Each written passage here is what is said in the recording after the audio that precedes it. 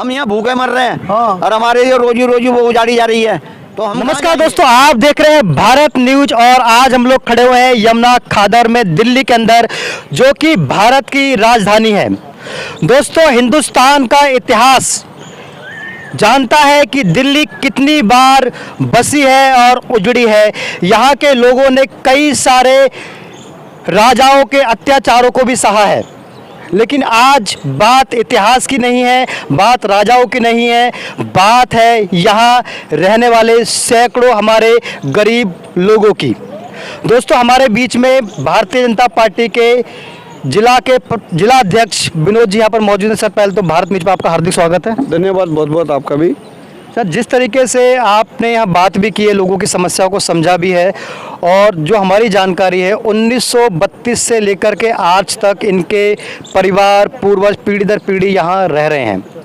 आज की डेट में जब आए दिन डीडीए की या बाकी एजेंसीज की तलवार बिल्डोजर की इन पर लटकी रहती है, और ये आशा भरी निगाहों से नेताओं की ओर देखते हैं कि कोई तो होगा जो इनकी समस्या का समाधान करेगा, या फिर सिर्फ और सिर्फ ये एक मात्र मतदाता के तौर पर 5 साल में आ पाएंगे, अगले 5 साल में फिर कोई और आएगा। इस तरीके से बोल कभी इसके पाले में कभी उसके पाले में ही, जो कि पिछले 70 सालों से चलती आ रही है, इस बार भी यही चलेगी, या इनका कोई स्थायी समाधान आपके माध्यम से हो पाएगा? देखिए, बिल्कुल मैं भारतीय जनता पार्टी का जिलाध्यक्ष हूँ। जैसे मुझे कल पता चला तो मैं एक बार स्वयं सब लोगों से मिलने आया, क्योंकि देखो एक इंसान के नाते मैं इनके साथ में खड़ा हूँ।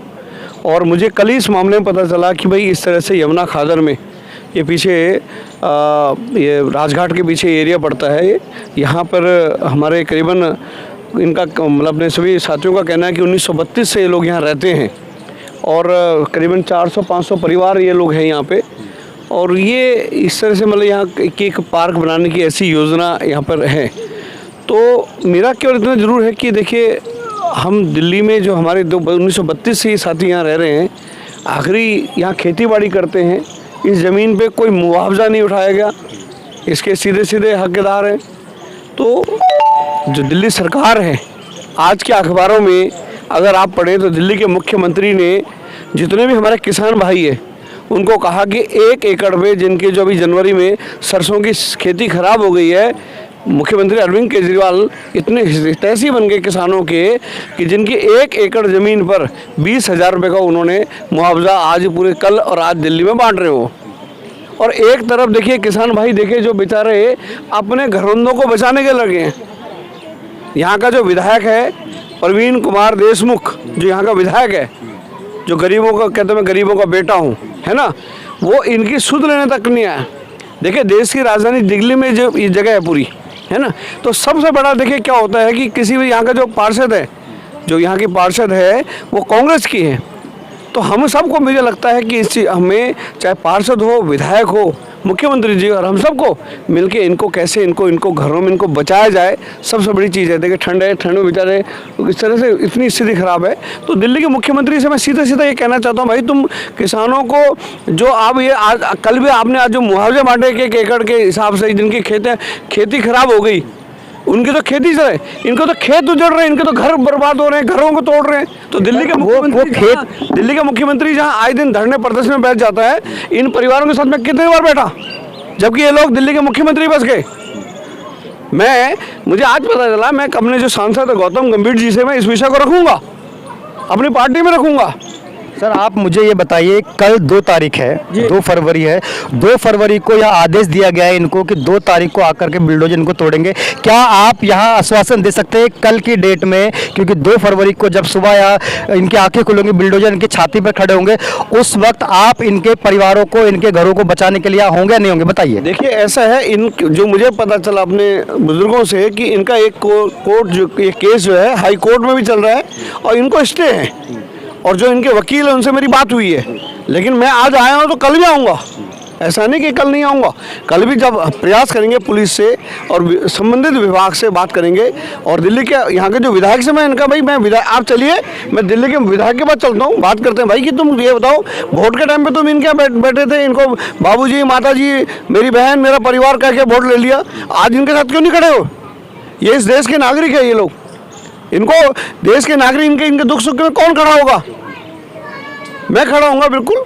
हमारी पार्टी भारतीय जनता पार्टी खड़ी होगी, बिल्कुल खड़ी होगी। हम ये माने कि कल की डेट में अगर कोई भी यहाँ पर बिल्डोजर आता है तो भारतीय जनता पार्टी और भारतीय जनता पार्टी के कार्यकर्ता इनके घरोंदों को बचाने के लिए यहाँ ग्राउंड जीरो पर मौजूद रहेंगे। देखिए, भारतीय जनता पार्टी का कार्यकर्ता जहाँ भी दिल्ली में कहीं भी कोई बस्ती होती, कोई क्षेत्र होता, जो भी समस्या है सबसे आगे खड़ा होता है, कोरोना काल हो कोई भी हो।